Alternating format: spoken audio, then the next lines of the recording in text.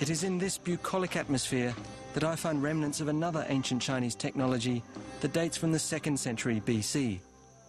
Paper. Villagers here in Jinhua earn their living by making paper the traditional way, sheet by sheet. Gathering the material they use to make paper is as simple as going into the backyard. The villagers use bamboo, which grows in abundance on these mountainsides.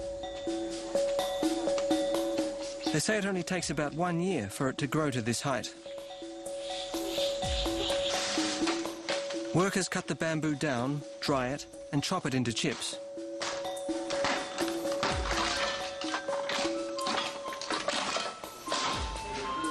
Then they steam the chips until they're crumbly and moist.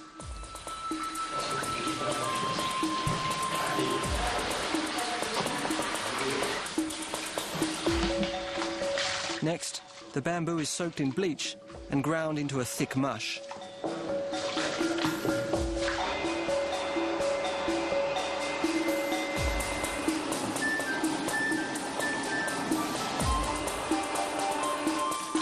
Once the mush is white, they grind it again into liquid pulp, perfect for paper.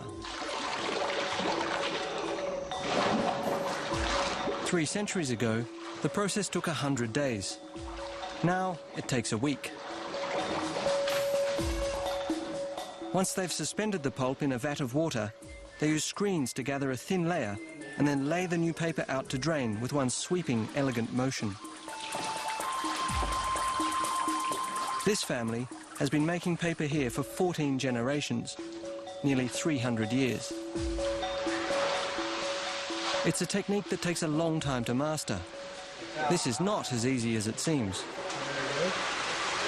Alright, let's see if we can get this turn nice and deep. Give it some, let it settle. That's it. It's a little lumpy. How's that? Good? No?